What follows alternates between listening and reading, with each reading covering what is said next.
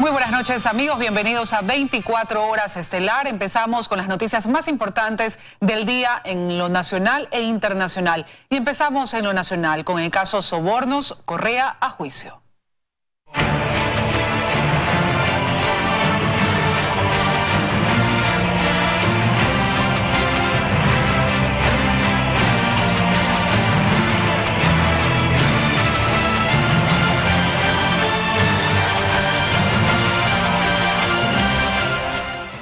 Así es, la jueza nacional Daniela Camacho llamó a juicio a 21 personas por su presunta participación en el delito de cohecho. Esto dentro del caso Sobornos 2012-2016. En este momento nos trasladamos con nuestra compañera Daniela Valencia hasta la Corte Nacional para que nos dé más detalles. Buenas noches, Daniela, te escuchamos.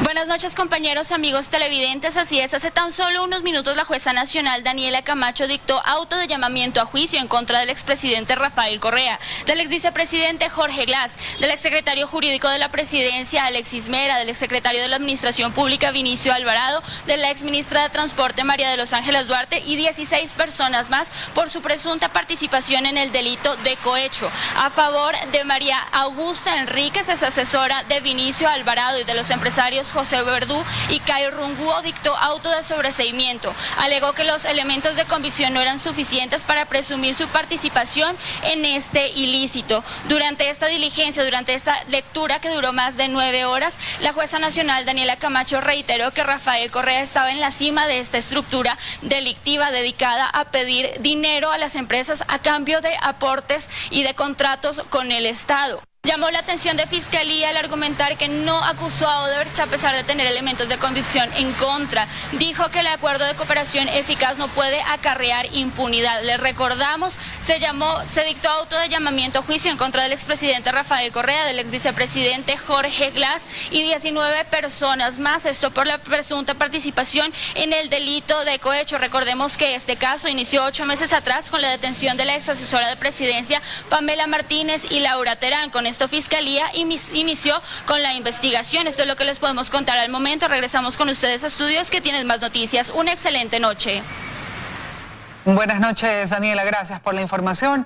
Y en este caso, antes llamado Arroz Verde, se adentra a una etapa decisiva, ahora en manos de la Corte Nacional de Justicia. Son 24 procesados que habrían participado en una trama corrupta de financiamiento a las actividades proselitistas y festivas de Alianza País a cambio de constantes contratos con el Estado. La contundencia de los documentos revelados por el portal Mil Hojas motivó de inmediato la acción fiscal en los primeros días de mayo, y el caso Arroz Verde acorraló a Laura Terán y Pamela Martínez, ex asesoras de Rafael Correa, detenidas para investigación, y en poco fueron piezas clave para entender la trama montada por la cúpula de Alianza País desde Carondelet. Así se develaba el origen de los recursos para el financiamiento de cientos de eventos, fiestas privadas, cumpleaños, movilizaciones, contramarchas, pago de artistas y actos de campaña que se saltaron todo tipo de fiscalización y control.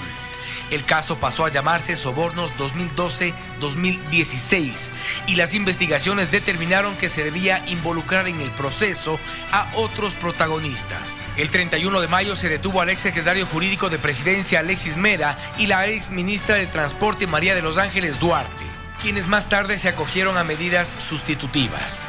Menos de 3 meses más tarde, el 8 de agosto, la Fiscalía pide la vinculación de otros altos funcionarios y esta vez las máximas figuras de Alianza País como supuestos mentalizadores de la dinámica del soborno en Palacio. Fiscalía pidió la vinculación de Rafael Correa, Jorge Glass, Walter Solís, Vinicio Alvarado y otros.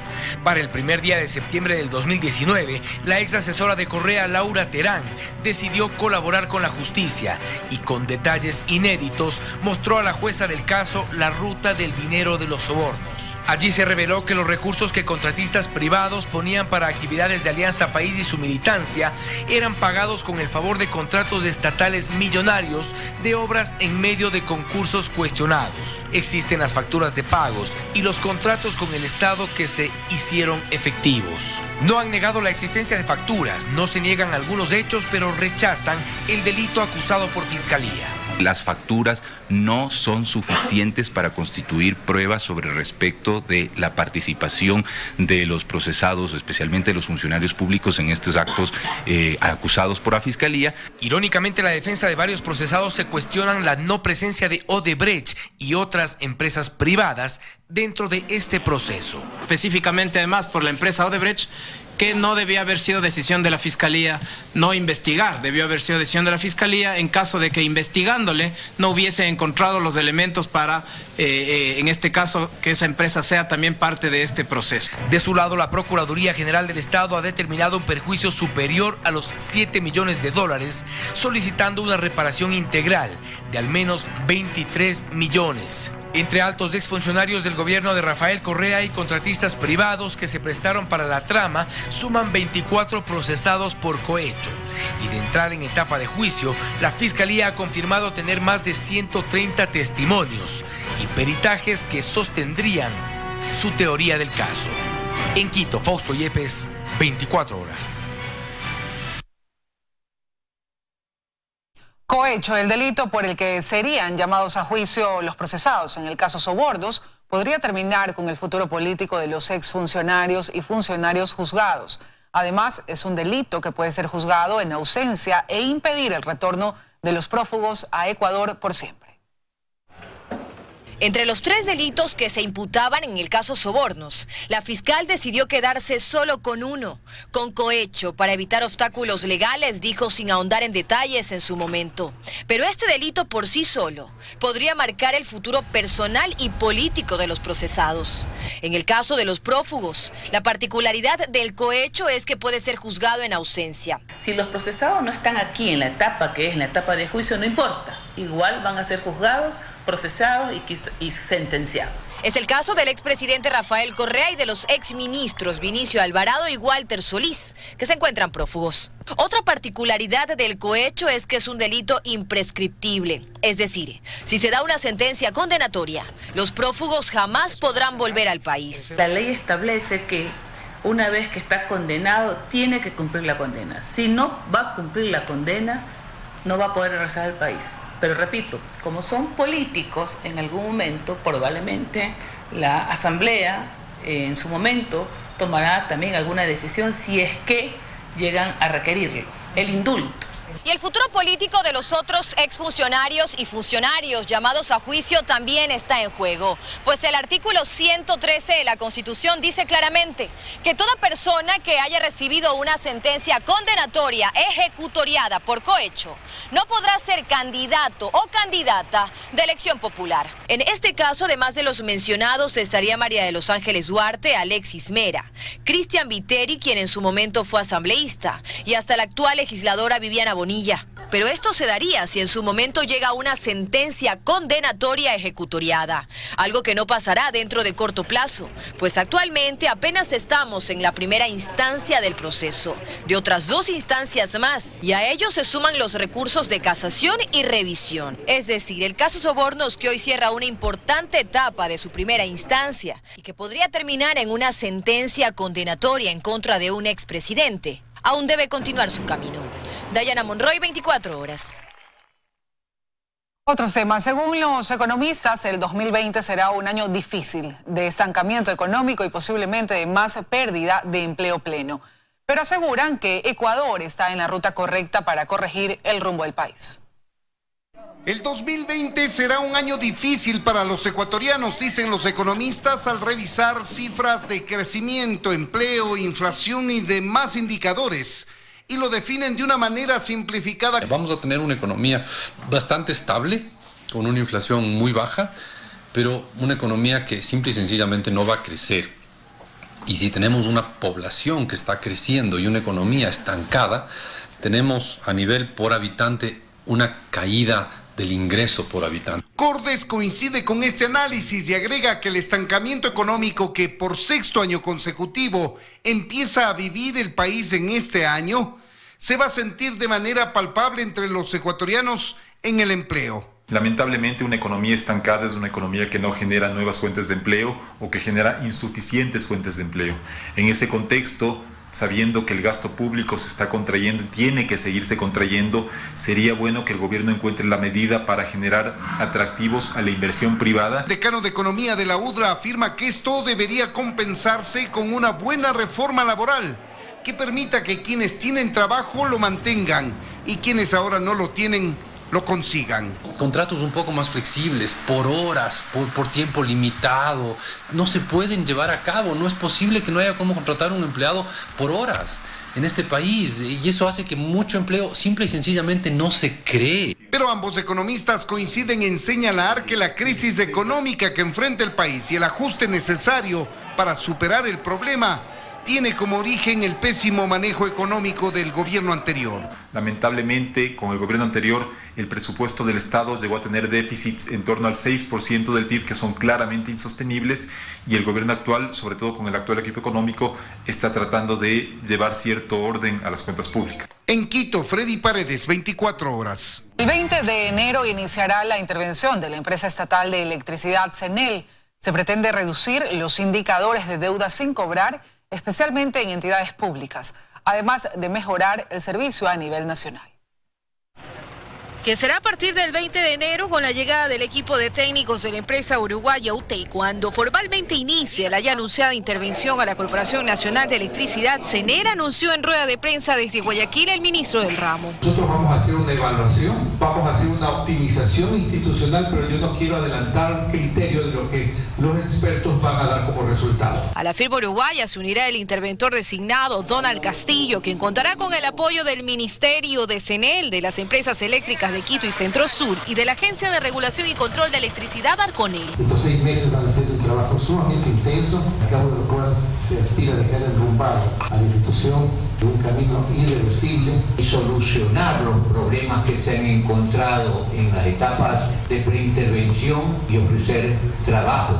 Y es que la intervención de la Holding Estatal de Electricidad tiene algunos ejes previamente trazados con metas que alcanzar. Entre ellas está la de reducir la cartera vencida, que a $345 millones asciende ya. De ese monto, 20 millones corresponden a la deuda que entidades públicas tienen con la Corporación Nacional de Electricidad, que es por donde el cobro empezará. Vamos a proponer un mecanismo que podría ser un cruce de costos. De acuerdo con el viceministro de Energía, Gonzalo Uquilla, CENEL, que cuenta con 11 unidades de negocio operando en 15 provincias, labor que ahora auditará Contraloría. Tiene un presupuesto anual de $1.300 millones y al menos 2,5 millones de abonados para quienes un mejor servicio se quiere ofertar. Es importante rescatar a CENEL para que podamos asegurar ese abastecimiento seguro, confiable y económico a buena parte del país. Con la intervención se plantea corregir también las demoras en los planes de reconstrucción de la infraestructura de distribución de electricidad en Manabí y Esmeraldas y el número de reclamos por facturación. La búsqueda es de la eficiencia institucional que podría implicar una mejora de la tarifa. En la rueda de prensa, el ministro se refirió también a la producción petrolera, que para este año, dijo, se calcula tendrá un crecimiento neto de 21,000 barriles diarios. Afirmó que si bien la tensión entre Estados Unidos e Irán puede significar para Ecuador una oportunidad, esta no será automática. Porque recuerden que a nosotros nos dejaron prevendido la mayoría de nuestro petróleo. Nosotros lo que ganaríamos, entre comillas, es el diferencial que se ha producido con el WTI, pero no es una ganancia automática. Luisa María Heredia, 24 horas.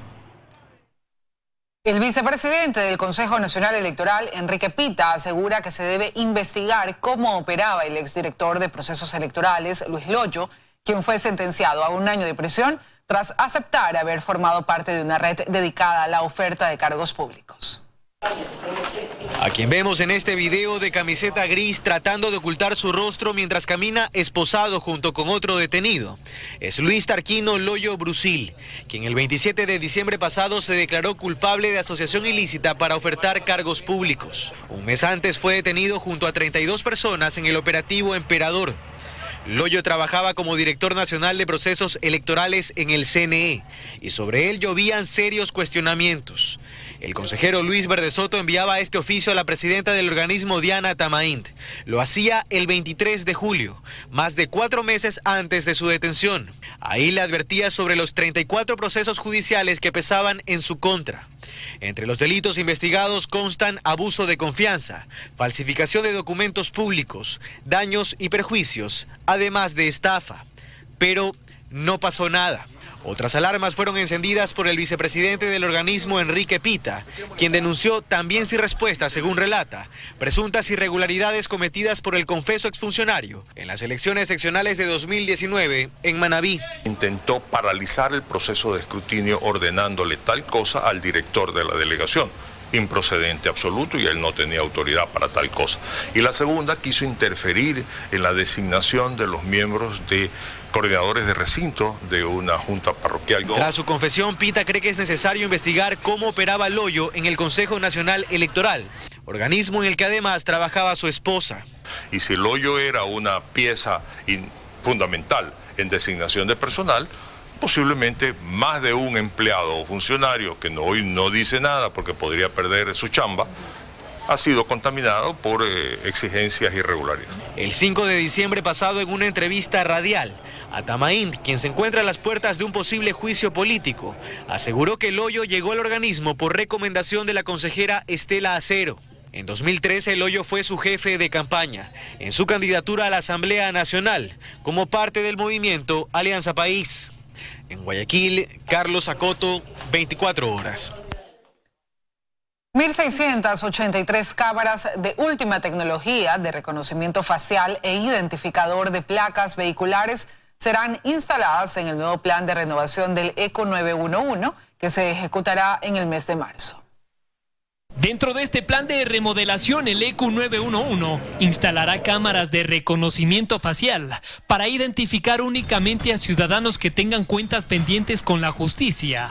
Serán colocadas en sitios como aeropuertos y pasos fronterizos. Personas que han cometido delitos en el país o en otros países y que pretendan ingresar o caminar por el territorio ecuatoriano. Entonces, lo que hace esta cámara, compara los rostros y nos dice efectivamente en dónde está. Además, el plan contempla la colocación de cámaras de lector de placas vehiculares para identificar, por ejemplo, aquellos autos que son clonados o que se encuentran involucrados en accidentes de tránsito. Las ciudades que más cámaras, obviamente por las complejidades que tienen en tema de lectores de placas, Quito va a tener 33, Guayaquil va a tener 30. Y a raíz de las manifestaciones de octubre del año pasado, que dejó grandes lecciones al servicio integrado, su director añade que crearán unidades móviles del ECU 911 por si las instalaciones son afectadas en su totalidad. Nosotros lo mínimo que necesitaríamos son 7, porque son 7 coordinaciones zonales. Con eso yo creo que podríamos cubrir todo este sistema de que la articulación de emergencias no se pare nunca. Esta nueva remodelación del ECU, que costará aproximadamente $91 millones, empezará a ejecutarse en el segundo trimestre de este año. Son 1.683 cámaras de última tecnología que serán incorporadas a las 4.637 que ya están instaladas a nivel nacional. Este plan, del cual el ECU 911 es su principal ejecutor, servirá de apoyo para la Policía Nacional, la Secretaría de Riesgos y el Ministerio de Gobierno. En Quito, Paul Coello, 24 horas. Una persona falleció y 2 resultaron heridas durante la explosión de un tanquero de combustible en Mapasingue, oeste de Guayaquil. Según las investigaciones, se trataría de una mala manipulación al momento de realizar los trabajos de soldadura. El ruido de una explosión alertó a los moradores de la cooperativa 9 de enero en el sector de Mapasingue, oeste de Guayaquil. Cuando sentí que como que los vidrios pasaron al lado mío y me botaron al piso. Fue tan fuerte que más o menos a 5 cuadras más o menos se escuchó como que había explotado unos 20 cilindros unidos. Se trataba del incendio de este tanquero de combustible que el fuego fue consumiendo casi en su totalidad. Se encontró una máquina de soldar y todavía el cable negativo conectado directamente al tanque. El hecho dejó como resultado heridos y una víctima que lamentar. Una persona fallecida, 52 años, y una persona herida que se encuentra en el hospital de Guayaquil. La ambulancia salió con la persona herida, con quemaduras en más de un 25-30% del cuerpo. Con el segundo se trató de realizar reanimación, pero no respondió al procedimiento. El hecho habría ocurrido mientras unos trabajadores estaban soldando uno de los tanqueros. Sin embargo, una impericia le costó la vida a uno de ellos. No tomaron las debidas medidas en este caso, que era haber lavado totalmente el tanque para que no queden los residuos de los gases. El taller o vivienda donde estaban realizando este tipo de trabajo fue clausurado posteriormente por el Cuerpo de Bomberos de la ciudad por no cumplir con las normas contra incendios. María Verónica Henk, 24 horas.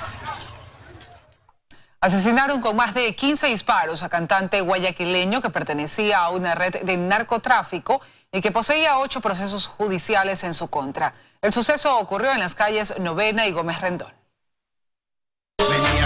La víctima, alias Vanilla, se encontraba comiendo cangrejos en las calles Novena y Gómez Rendón, suroeste de Guayaquil, cuando cerca de las 11 de la noche de este jueves, de pronto aparecen 2 sicarios y le disparan a quemarropa.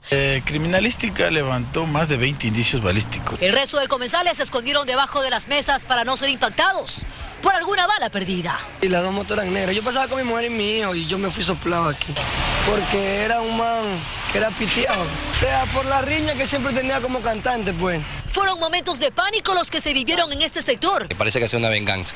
El violento hecho quedó captado por cámaras de seguridad.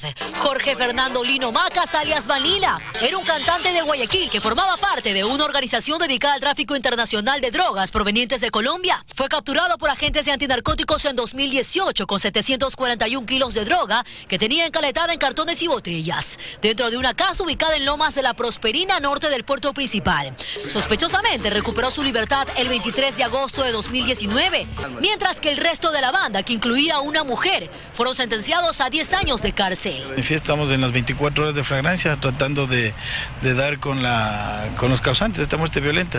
Alias Vanilla presentaba un amplio historial delictivo. Además de ser cantante, formó parte de las filas policiales. En los registros consta de que esta persona era un ex miembro policial. Sobre él pesaban 8 procesos judiciales. Constan detenciones desde 2006 por tentativa de asesinato y otros procesos judiciales por estafa, asociación ilícita y tenencia de armas.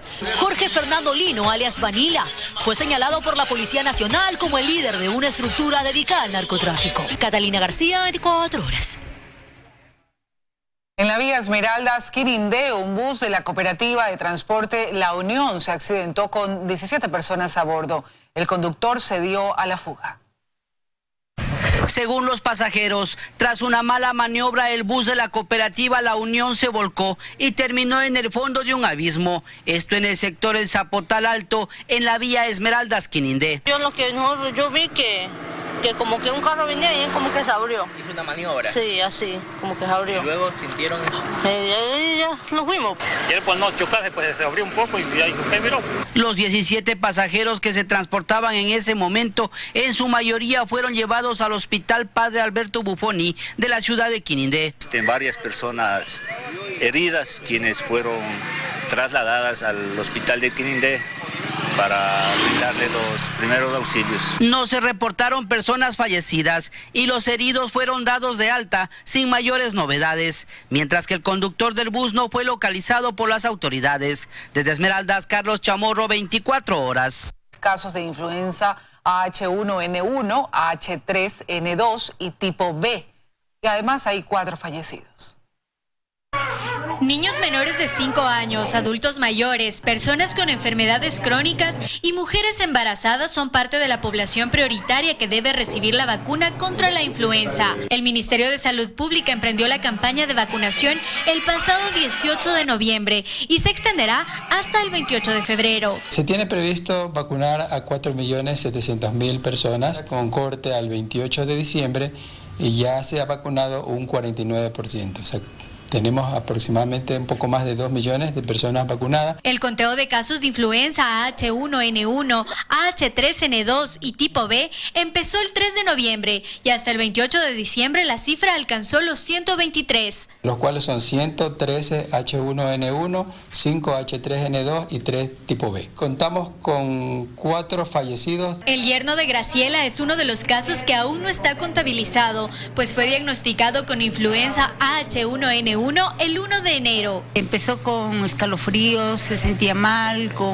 parecía que iba a tener una buena gripe, dolor mucho del cuerpo, y ahorita ya está aislado completamente, con fiebres muy altas. Según el director nacional de Estrategias de Prevención y Control del Ministerio de Salud, Franklin Bajaña, es importante no automedicarse. Además, dice, se deben tomar en cuenta algunos síntomas. Dentro de la gripe común hay rinorrea, malestar general, tos, y en el caso de este tipo de influencias se pueden complicar con una tos fuerte, una fiebre muy elevada, y la persona tiene dificultad para hablar. También recomienda a la ciudadanía evitar contagiarse a través de sencillos métodos como cubrirse la boca y nariz con pañuelos o la comisura de los codos al toser o estornudar, y lavarse frecuentemente las manos. Las vacunas, asegura, están disponibles en 2.100 centros de salud pública en todo el país. En Quito, Belén Merizalde, 24 horas. Ocurre en las 4 últimas semanas del año. Durante los 2 primeros días laborables del 2020, el municipio de Quito recaudó $4.685.000 por concepto de impuesto predial. Quienes cancelen este tributo durante el primer semestre tendrán descuentos que van entre el 10 y 1%. El incentivo del 10% de descuento en el pago del impuesto predial hace que decenas de quiteños acudan a las administraciones zonales o utilicen el sistema financiero para cancelar este tributo durante la primera quincena de enero. En los 2 primeros días de cobro, el municipio recaudó $4.685.000, un 2% más que el mismo periodo del año anterior. Según Mauricio Rodríguez, jefe de rentas del municipio de Quito, esto se debe a una adecuada cultura de pago que se ha generado a través de los incentivos. Estos beneficios es para todo el primer semestre, va disminuyendo el beneficio, la primera quincena el 10%, la segunda quincena de enero el 9%, así van disminuyendo hasta el mes de junio. María acudió a pagar el impuesto de 3 propiedades y asegura estar de acuerdo porque los valores no se incrementaron. Salió 73, el otro año casi igual he pagado. Según Rodríguez, el 76% de los predios mantuvo el valor del impuesto predial, el 18% tuvo una reducción y un 8% sufrió un incremento. Ese es el caso de Camilo. Sale $6.000, pagábamos $300. Rodríguez aconseja que en caso de tener dudas sobre el valor a pagar, los ciudadanos pueden acudir a las 9 administraciones zonales para recibir información. Y recuerda que además del rubro por impuesto predial, también consta el valor de la contribución especial de mejoras. Esto responde a la recaudación por la inversión que el municipio ha hecho en la ciudad por las obras. Este año, por ejemplo, se están cobrando obras como la prolongación de la Simón Bolívar y el intercambiador de los Granados. El municipio espera recaudar este año $96 millones y por ello pide a la ciudadanía cancelar durante el primer semestre del año. Caso contrario, desde el 1 de julio tendrá una recarga del 10%. Para consultar el valor a pagar puede ingresar a la página web www.pam.quito.gov.es, llamar al 1-800-510-510 o a través de WhatsApp al 0986925363. En Quito, Belén Merizalde, 24 horas.